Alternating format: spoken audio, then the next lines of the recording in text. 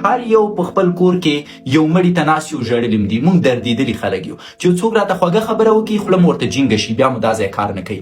سافت انفلوئنشل پالیټیکل څنګه کار کوي؟ فکر وکړئ زه ګل خان یم، خدای ناخسته د یو څو شیبو دپاره اوس زه راځم د پاکستان د سافت پالیټیکل انفلوئنس ستراتیژۍ نه استفاده کوم تر څو تاسو رام کړم.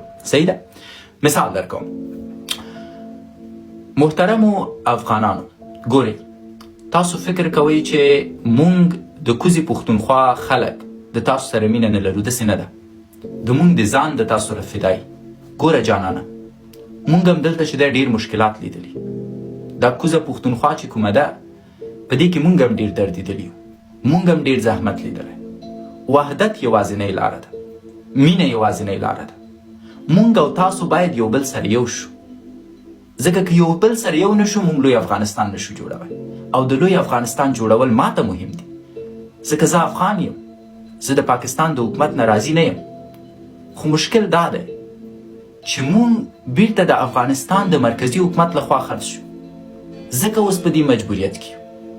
اوس دلته یو پښتون ورته ناست دی ګل مرجان، او هغه په سافت انفلوئنشل پالیټکس نه پوهېږي. په دې نه پوهېږي چې په سیاست کې یوه واژه ده چې نرمه غاړه شمشیر نه پرې کوي.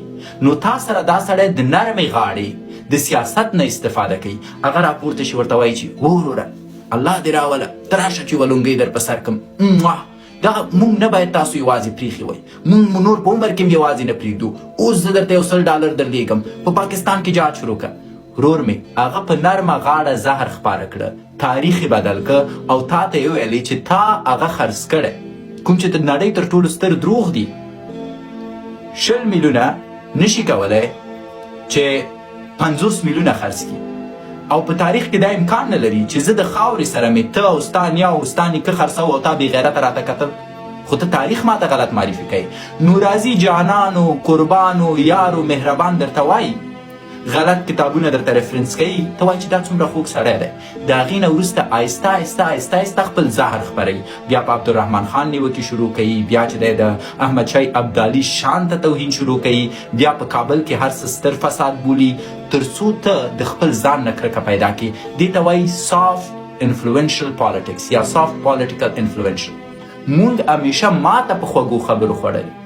امریکا خو نه وه راغلی چې مونږ ته وایي چې مونږ په تاسو یرغل کوو، خو په خوږو خبرو راغله. وویلې کومک او همکاري تاسو سره کوو، مونږ د ایساف په نوم راځو، دوامدار همکاري کوو. مونږ ویلې تاسو څومره ښه خلک دی، وړۍ م راته راوړه، غوړي م راکړه، لورګانو ته م بسکیټ هم ورکوي، زامنو ته م بسکیټ ورکوي. هغه دی ماته د ترجمانۍ وظیفه م راکړه، په زرګونو ډالر راکوي. پس شانه خبر نه و چې خبره څه ده. په سافت پالیټکس دا د پاکستان کړنه ده. کله چې په پاکستان زور راځي سافت پالیټکس کاروي. لکه بابوجي چې وایي چې زه هیوادونو ته ځم ورته وایم چې هم تو مانگنے نہیں آیا ہے، زه خو خیرات دپاره نه یم راغلی، لیکن مجبوری ہے، مگر مجبوری ده. دې ته سافت پالیټکس وایي. ته مستقیم نه وایي چې وروره زه غریب یم خیرات راکړه، نه، زه خیرات نه یم راغلی، خیرات خور میرات خور نه یم. چې ستا زړه آرامه شو یو پرې درته مګر مجبوري ده یار، خیر دی که دا داسې لکه یو څوک چې تا ته وایي چې تو دروازه خلاصه کړه زه دې نه وژنم، چې څنګه دروازه خلاصه کړې او درپسې سوټی راواخلي. د دوی پالیسي دا د سافت پالیټکس پالیسي داسې ده، په اول کې د احترام کوي، په اول کې عزت درکوي، په اول کې درته ورور وایي، په اول کې درته یار وایي، په اول کې درته جانان وایي، په آخر کې د خرابوي. یو مثال د سافت انفلوئنشل پالیټکس درته د سندرو د اړخ نه ورکوم، ځکه دغه ډمان چې کوم دي د پاکستان دوی تر ډیره حده پورې روزل شوي، ټرین شوي، تر څو د سافت انفلوئنشل پالیټکس نه استفاده وکړي. او په دوی کې یو تر ټولو ښه مثال دغه یو ګل خان دی، هغه یو سندره چې وایي هارون پاچا، الله تاسو ته اجر درکړي. هارون پاچا د سافت انفلوئنشل پالیټکس تر ټولو غټ مثال دی. او هارون پاچا دومره هوښیار دی په سافت پالیټکس کې چې که زه هم د هغه 10 دقیقو خبرو ته کښېنم زه وایم چې یاره دا څومره جنتي سړی دی، دا څومره مبارک سړی دی، د مینه د افغانانو سره څومره زیاته ده. اما زما توپیر د نورو افغانانو سره دا دی چې زه خبرو ته کم ارزښت ورکوم، خبرې کوم هم د خلکو هم اورم، اما بیرته ګورم چې عمل چیرته دی. هارون پاچا نه مو کله د افغان په اړه غلطه خبره اورېدلې، هارون پاچا نه مو کله د مینې نه بغیر د نفرت خبره اورېدلې، هارون پاچا نه مو کله د عاجزۍ نه بغیر غرور لیدلی؟ نه. دا سړی مینه ناک دی، دا سړی با شخصیته دی، دا سړی د مینې نه ډکې خبرې کوي، دا سړی چې دی مغرور نه دی. اما د ده نه بل غټ ګلخان نشته. ولې نشته؟ ځکه د سړي ټول عمر افغانان په څه شي کې مصروفه ساتلي؟ په موسیقۍ کې. او د دې په موسیقۍ په بدل کې د سړي څه شی لاسته راوړی؟ پیسې. او دا پیسې بیرته آیا د کوم افغان په درد خوړل شوي؟ نه خیر.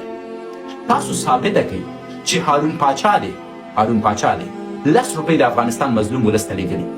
تاسو ثابته کوي چې هارون پاچا دی په ټویټر کې یا په فیسبوک کې د افغانستان په یو غم کې غم شریکي ښودلي.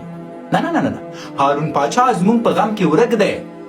اما هارون پاچا چې کله مفلس شي په هغې وخت کې دا پښتون هم دی، په هغې وخت کې د افغانستان د بیرغ تر سیوري لاندې سندرې هم درته وایي، او په هغې وخت کې درته وایي چې ژوند کوم سندرې راته راوړه. زما به خلک سیلاب وړي، دا به راته چې دی ډول و ډمپک وایي، ټیکټونو باندې به پیسې ګټي.